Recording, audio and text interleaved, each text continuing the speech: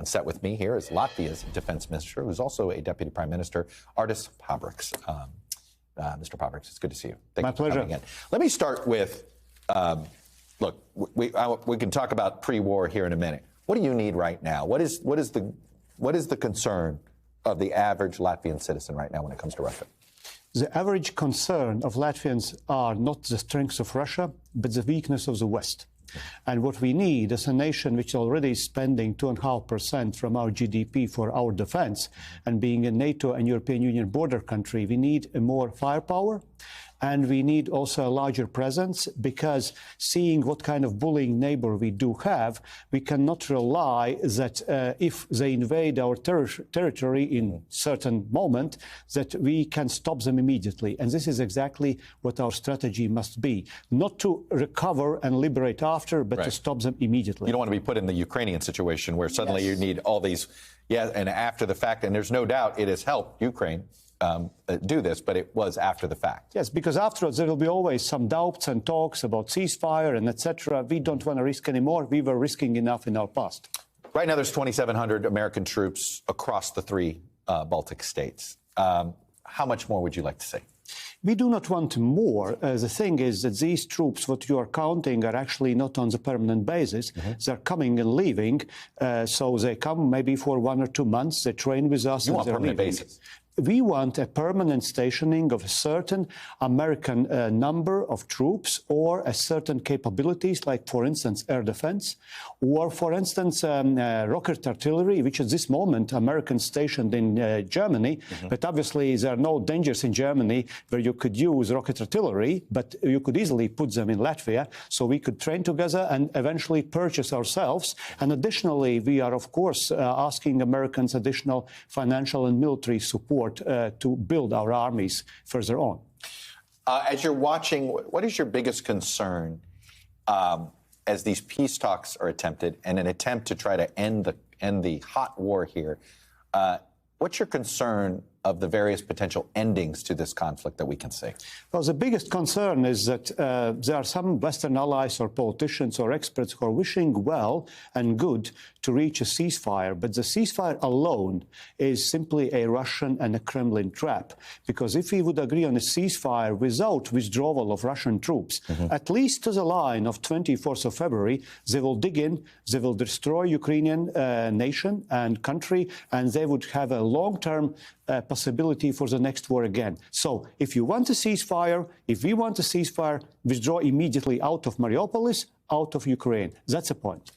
Bottom line is, if it's anything that essentially gives him some form of what he wanted in the Donbas region, you think that's going to send the wrong message?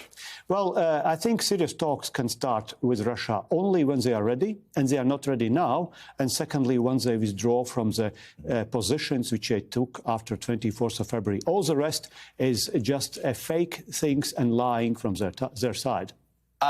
I'm curious, what kind of Russian flight have you seen come into Latvia? We hear about the brain drain that's been taking place, that Russian professionals, your dentists, your lawyers, your accountants, the ones with means who are like looking around going, I got to get out of here. Are you seeing an influx? Yes, we do. Yes, we do. But of course, we have to be also a little bit careful now, because first of all, of course, we see different types of news agencies and journalists fleeing, people who simply cannot do their work in Russia. Then we see also people who were earlier purchasing some apartments or houses. They simply use the opportunity to go to the West, to come to us. But I believe there are also some other people who simply want convenience or don't want to be, I don't know, even drafted. And I believe there could be also some malls coming. So we have to be a bit careful. How are you dealing with that? I mean, how do you vet? Well, we are interviewing them very carefully. Are you really? Yeah, we do. I'm curious, when you see the rest of Europe, right now, the Western Alliance has a bunch of democracies nervous because of the rising cost of energy. And as you know, that can have, the concern about, we got to keep the energy flowing. They want to keep a relationship with Russia. Is that something that can be done? Or do you want to see Europe cut itself off completely from Russian energy? Now, look, we want relationship with Russia. We have to be very careful when we pronounce these words, because yes, there have been a lot of mistakes actually by our Western allies made previously, which partly also facilitated this war. For instance, the engagement with authoritarian and totalitarian regimes by thinking once we engage economically, we will change them. No, they did not change. We did change. We got more corrupted. We got installed different, let's say, economic powers in the West. So, in brief, I believe it's time to deputinize the West. And that means if we want to stop this violent war, then it is very important that we are actually putting maximum sanctions on Russia now and the maximum military support to Ukraine. This is the only way how we can finish it. When you see the ruble recovering in Russia, does that mean our sanctions aren't working as well as they could? Well, sanctions will never stop tanks. Sanctions are long-term, and Russians and Putin is quite able to endure. So we have to mount it up, as I mentioned, along with a military support to Ukraine.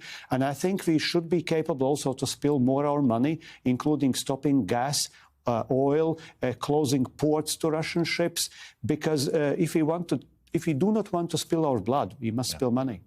Artis Pabriks, the defense minister and deputy prime minister in Latvia. Appreciate you coming on. Thank you. And be safe out there. Thanks for being on the front lines for us. Thank you for support. You got it.